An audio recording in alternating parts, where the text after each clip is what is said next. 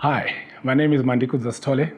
I'm happy to be back again to give some of the insights that I've seen in the creation week. God created light in the first day. In the second day, He created space.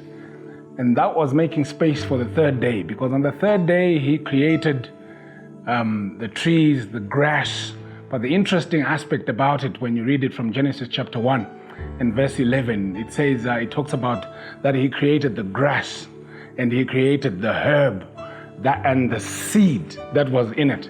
He also created the fruit trees in its different kinds, but they all had seed inside of them. Now, this was God Himself creating an aspect of His own character. He created creators. Now, when we are given seed, we are given a promise of two things. The first thing that you get when you get seed is a promise of perpetual supply. That's number one.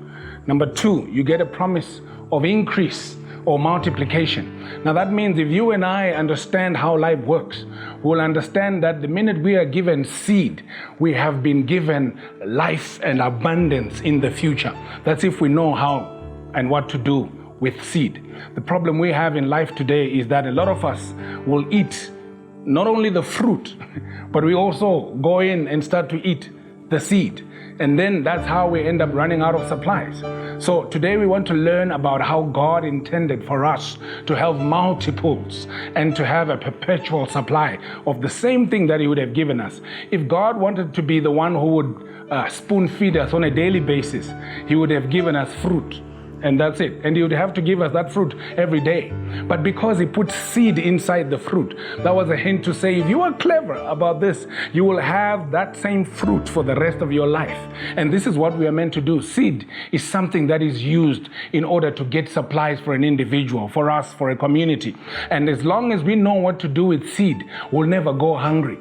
And the Bible in Matthew chapter 13 and verse 8 says, when seed finds good soil, it multiplies 30-fold, 60-fold, 100-fold. So our problem in life is finding good soil for our seed.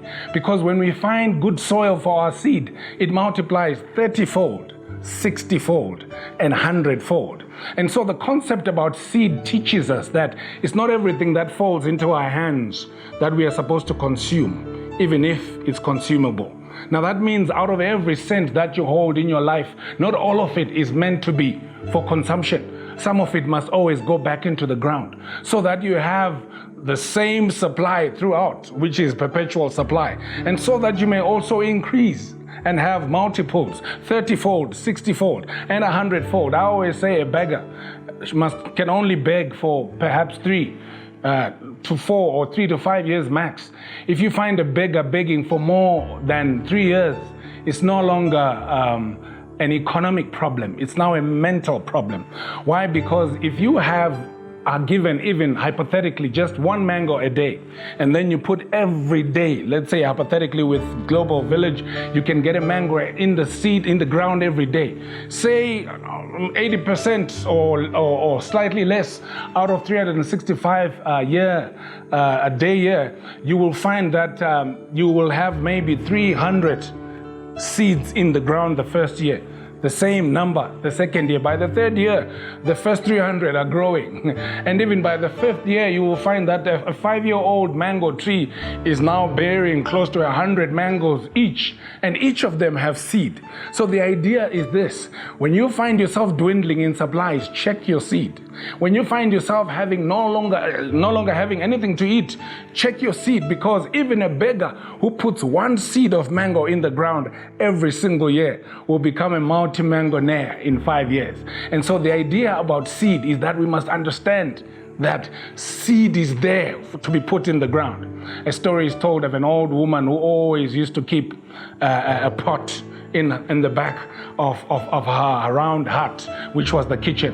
And so when these youngsters came all the way from town during the holidays, they would come and they would want to eat. But as we know, in villages in Africa, they don't have 3 meals a day. The lunches, they usually say, look, go into the field and look for wild fruit. But these kids were not used to getting into the forest. And they said, but Granny, we're hungry.